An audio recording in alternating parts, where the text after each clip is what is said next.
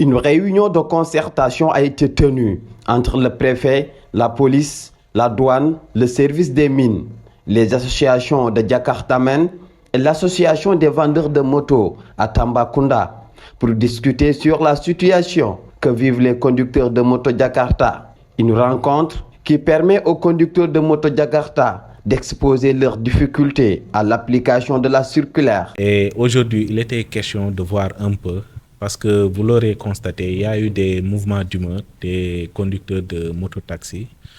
avec la sortie du circulaire, de la circulaire. Donc, il était nécessaire de partager avec eux d'abord sur les dispositions, les tenants et les aboutissants de la circulaire,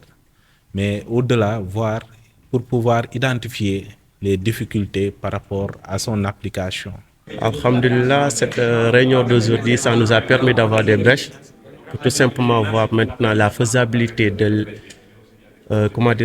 la circulaire que le Premier ministre a pris dans son bureau primature, parce qu'on s'est rendu compte que comme la circulaire ne nous arrange pas tout simplement les zones orientales. Après une longue discussion avec toutes les entités concernées, les Jakartamen espèrent toujours avoir des solutions à leurs problèmes. Et bon, aujourd'hui, alhamdulillah, on a pu avoir des satisfactions d'après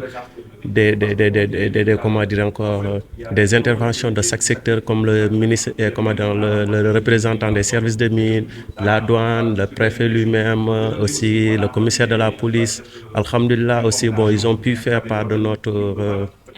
inquiétude ou notre intervention aussi. Bon. Selon le préfet Aline Badrameng, des solutions seront trouvées au niveau local. Et par rapport aux difficultés qui ont été identifiées relativement à l'immatriculation, et naturellement, il y a des solutions qui seront trouvées au niveau local. Et pour certaines difficultés aussi, elles seront remontées au niveau supérieur pour que l'autorité puisse apprécier et trouver les meilleures solutions. Des éventuelles rencontres sont prévues pour apporter des solutions définitives à ces problèmes. ab toogaanu waxtaan la préfet amaloon ak police douane service des mines ak mbootaayu boo dawalkatu Jakarta fii ci Tamba ak ñi koy jaay ngir mën a waxtaanee situation bi nga xamante ni dawalkatu Jakarta yi ñu ngi koy dund mu nekkoon ab lël bi nga xamante ni ñii di dawal moto Jakarta dal dinañ ci fësal jafe-jafe yu ñu am ngir mën a appliquer bile circulaire. tey dañu daje woon parce que gis nañu ni depuis que monsieur le premier ministre génne benn circulaire pour fàttali maintenant bi mu génnee gis nañ ni amoon na ay jafe-jafe à Tamba parce que Jakarta yi commencé woon nañ di génne élèves yi wala di manifester ci biir dëkk bi ñu jàpp ni loolu du démarche bi baax parce que boo amee possibilité waxtaan ak kilifa yi mu nekk waxtaan boo xam mën na nekk saa su ne donc jarul ñuy dem ci mbedd mi di def naka su dul noonu. alhamdulilah rabbi alamin parce que xam nga lu gënoon a métti woote wii si tey gis nañ ni carrément que ne woo nañu suñu autorités yi ñëpp ñëw nañu indi seen représentant parce que sont des acteurs compétents ñoo xamante ni ñoom ñoo laale si wàllum arrêté bi circulaire bi si boppam. bu ñu toogee waxtaan nañ ñu wax ñun suñu problème ñoom ñu wax seen faisabilité te secteur bu ñëw indi na ay représentants tamit. ginnaaw ab waxtaan bu yaatu lool ak kilifa yu ko sekk ñii di dawal moto Jakarta yi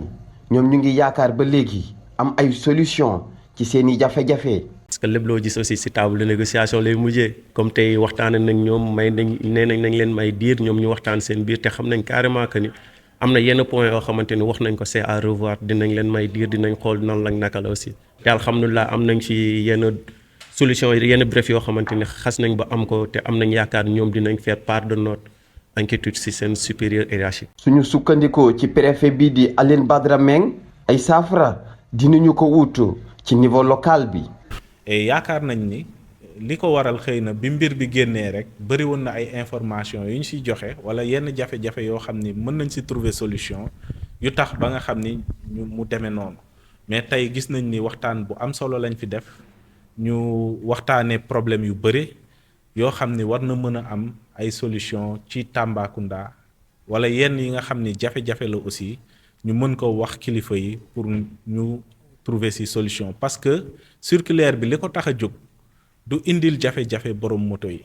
yeneen toogaanu waxtaan dinañu ko amal ngir saafara yile jafe-jafe.